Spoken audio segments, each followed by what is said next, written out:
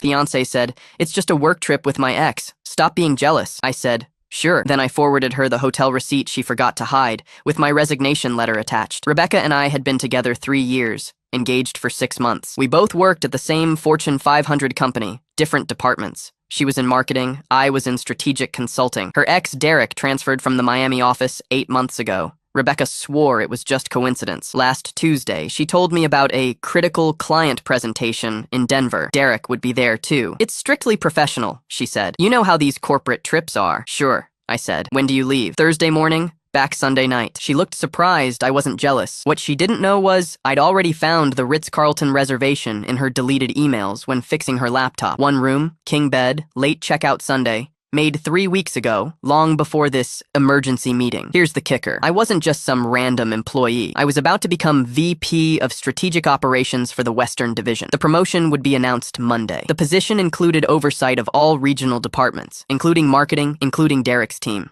Thursday morning, Rebecca kissed me goodbye. I smiled, wished her luck. Then I went to work and did 3 things. 1. Submitted my resignation, effective Friday. 2. Forwarded the hotel receipt to Rebecca's company email. Thought you might need this for expense reports. 3. Accepted a competing offer from Apex Solutions. 40% raise plus equity. I'd be starting Monday as Senior Vice President of Market Strategy. The best part? Apex had just acquired 2 of our company's biggest clients and was absorbing Pinnacle Marketing's West Coast operations, where Derek was regional director and where Rebecca was planning to transfer after our wedding. I'd be overseeing the integration. I'd be evaluating which Pinnacle employees were worth keeping. Friday at 9:15 a.m., Rebecca texted, "Why is there an email from you with a hotel receipt? Thought you might need it for expenses." "What are you talking about? This must be some mistake. King bed at the Ritz is a mistake. Derek really screwed up that booking." She started calling. 18 calls in 10 minutes. I didn't answer. Saturday, Rebecca caught an early flight home, showed up at noon, mascara smeared. "We need to talk." "No, we don't. It was work. The hotel thing just happened. Reservation was made 3 weeks ago, Rebecca." She went pale. Then the tears dried. Voice cold. "You went through my emails. That's invasion of privacy. And you had no right to screw your ex wearing my ring." "I didn't screw him yet." She stood up angry. "Maybe I should have. Derek appreciates me. He treats you like a side piece. He's married." Rebecca. Silence. "What?" I showed her Derek's wife's Instagram. Wedding photos. Baby announcement last month. He told me they broke up. Shocker. Cheater lied. Real tears now. "Can we work through this?" "Already signed a lease elsewhere. Movers come Monday." "Monday?" But that's when she stopped. "Your promotion?" "I resigned yesterday, taking a better offer." "Where?" "Apex Solutions." Her face went white. She knew Apex, our biggest competitor. "You're going to work for them?" "Senior Vice President of Market Strategy." "But Derek and I were both transferring to Pinnacle next month." "Yeah, I know. I'll be overseeing that integration. First, I need to evaluate which Pinnacle employees are worth keeping." The blood drained from her face completely. "You'll be Derek's boss, eventually. After I evaluate performance." Monday was glorious. Started at Apex in a corner office. Harrison, the CEO, announced the Pinnacle integration. Callahan will evaluate their team. We're keeping only top performers. Derek's retention rates were 31%. Rebecca's strategy relied entirely on Derek's connections, which were now worthless. Derek got fired after missing 3 client calls while dealing with divorce lawyers. Yes, someone sent his wife screenshots of their Denver trip. Rebecca didn't make the cut either. Her performance review showed she'd built her entire career around Derek's partnerships. When the evaluation committee voted, she was out. Then the entitlement went nuclear. She threatened lawsuits. Someone keyed my Tesla. Fake LinkedIn profiles messaged my connections claiming I was vindictive. Her mom called my CEO, claiming I'd seduced Rebecca, then destroyed her career. Legal sent a cease and desist. Rebecca took a position at a small marketing firm. 60% pay cut. She texted from a friend's phone last week. "I hope you're happy. You won." I didn't respond because this wasn't a game I was playing. She decided to cheat with her married ex and lie to my face. I decided to focus on my career. The difference in outcomes speaks for itself. The Patterson account personally requested me as their point person. My bonus structure at Apex includes percentage of managed accounts. I'll make more this year than Rebecca and Derek's combined salaries from the last 3 years. My mom pushed my 7-year-old daughter into the pool because she spilled some juice and she wanted to teach her a lesson. So I destroyed my mom's life. Maya had already been through hell. 3 years ago, my wife Rachel died in a car accident while Maya was in the back seat. Not peacefully. Rachel died over 12 minutes while Maya watched. helpless and terrified. My 4-year-old daughter witnessed her mother's last breath and didn't speak for 3 months after. We spent 2 years in therapy. Maya slowly came back, started talking again, started sleeping through some nights, but she never went near pools. Water scared her. The therapist said it was trauma association. The helplessness of watching Rachel die got mixed up with fear of drowning. I explained all this to my mother Helen multiple times, told her about Maya's triggers, about how we needed patience. My mother's response, "You're babying her. She needs discipline. She needs to face her fears, or she'll never be normal." Against my gut instinct, I let Helen babysit for a few hours that Tuesday. I had work calls I couldn't miss. "Keep her away from the pool," I said. "If she seems upset, call me immediately." My mother waved me off. "I raised 3 kids, Trevor. I can handle 1 little girl." At 3:40 p.m., my phone blew up. My brother Kyle, "Answer your phone now. Maya's hurt." I made the 20-minute drive in 10. When I pulled up, there was an ambulance in the driveway. I found Maya on a gurney, lips blue, skin pale and pruned, oxygen mask over her face. She wasn't breathing when she was pulled out of the pool. My uncle Vincent had been there fixing the garage door. He heard my mother screaming at Maya over spilled juice. Then she grabbed Maya by the arm and dragged her toward the pool. Maya was fighting, trying to pull away, but Helen just kept yelling about consequences. Vincent's voice broke. "She pushed her into the pool. Maya went under immediately. She can't swim. Your mother just stood there watching. I had to jump in and pull her from the bottom. She wasn't breathing. I did CPR for 90 seconds before she coughed up water. Then he pulled out a flash drive. The security cameras caught everything. I watched the footage 3 times. 47 seconds of my mother dragging my terrified daughter to the pool and pushing her in. 47 seconds of Maya sinking, while Helen just stood there. I gave the footage to police, CPS, and my lawyer. Detective charged her with assault of a child and criminal mistreatment. CPS opened a full investigation. My lawyer filed for a permanent restraining order and a civil lawsuit for $977,000 in damages. I sent the security footage to my siblings and every family member with no context. Just, "This is what Mom did to Maya on Tuesday."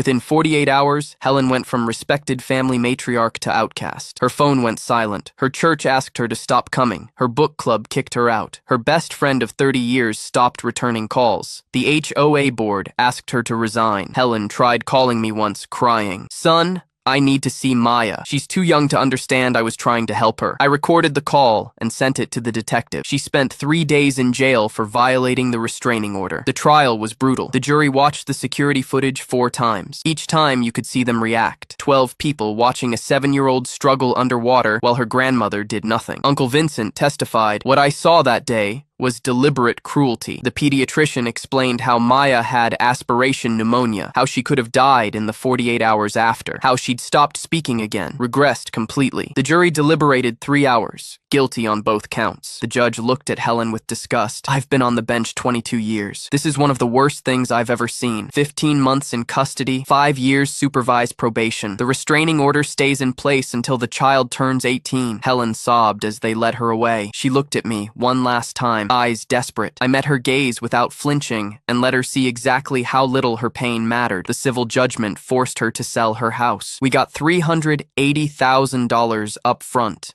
with the rest coming from her pension. She left prison with nothing. No home, no friends, no family willing to speak to her. Maya just turned 8. She's talking in complete sentences now, sleeping through most nights, even laughing at my dumb jokes. She's still afraid of pools. Probably always will be, but she's healing. Helen is still paying off the judgment from her pension. She'll be doing that until she dies.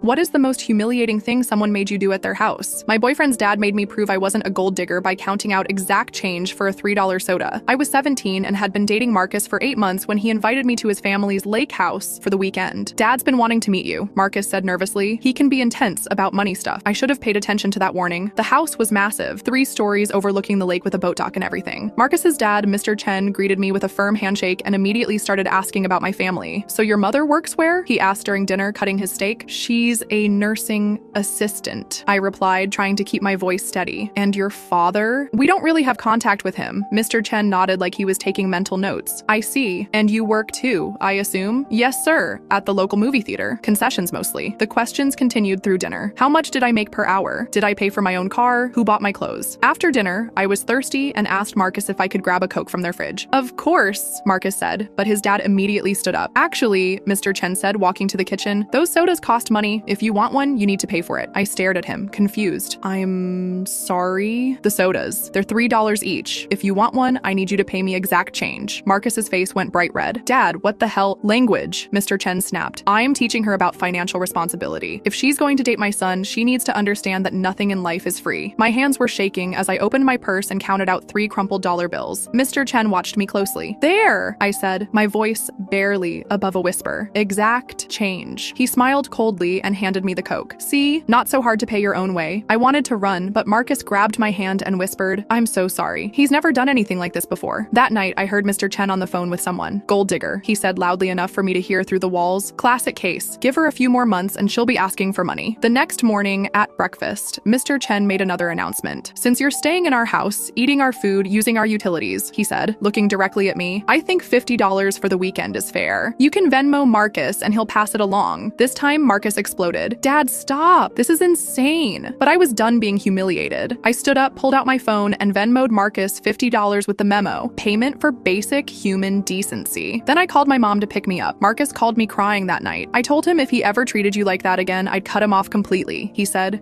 fine, that you were just using me anyway. We broke up 2 weeks later, not because I wanted to, but because being around Marcus meant dealing with his father's constant judgment. Every time we went out, I wondered if Mr. Chen was calculating how much I was costing his precious son. Marcus tried to convince me to stay. We'll only hang out at your place, he promised. I'll pay for everything so he can't say anything. But the damage was done. I couldn't kiss someone whose father thought I was nothing but a walking expense report. 2 months later, Marcus's parents got divorced. Turns out Mr. Chen had been hiding massive gambling debts and using family money to cover his losses. Mrs. Chen took him for everything in the divorce. The lake house, the boat, even his precious investment portfolio. Marcus called me when it happened. Mom found casino receipts going back 3 years, he said, his voice broken. He spent our college funds, the house payment, everything, and he had the nerve to call you a gold digger. The best part? 6 months after that, I saw Mr. Chen working at the same movie theater where I had worked. When he saw me, his face went white. I walked over to the concession stand. 1 large Coke, please, I said, pulling out a $20 bill. He rang it up with shaking hands. $4.50. I handed him the 20 and looked him dead in the eyes. Keep the change, I said. I know how hard it is to pay your own way. My stalker tries to run away from me in terror in court as I laugh. I was being charged for stalking, harassment, and emotional assault by my stalker. My stalker shivered as I stared calmly at him across from me in the courtroom. I was on the stand and raised my right hand and pledged to tell the whole truth and nothing but the truth. Finally, my attorney asked for my version of events. I start speaking. It started one day out of the blue. I had a letter in my mailbox. It was handwritten, which piqued my curiosity. I sat at my dining table as I read the letter. I have been watching you. The shower, the editing job you have as you furrow your forehead at the words you read right now. My eyebrows raise as it seems to abruptly ends. Nothing more was written. I can't help but believe that this was a prank. Many teenagers thought things were funny if they could scare a female living alone. That night, I'm drinking a glass of wine as I read through another novel. The writing was horrible and it was giving me a headache. It was then that I heard a knock on the door. I walk to the door with my glass of wine and open it. No one was there. I glance around and spot another letter with what looked like blood on it. I raise a curious eyebrow as I look around trying to see someone walking away. Nothing. I huff as I pick up the letter and head back to my nook. This letter reads, "Haven't run for the hills? My so brave of a little woman, Charlie." I roll my eyes at that. 5 foot even is respectable. Thank you very much. Maybe the life force of the man that dared to touch you the other day will scare you. We shall see, won't we? I think back to yesterday and start chuckling because the man had been too handsy when I had been at the local bar. The man didn't understand the word no till I had kicked him in his privates. I mutter in the empty room,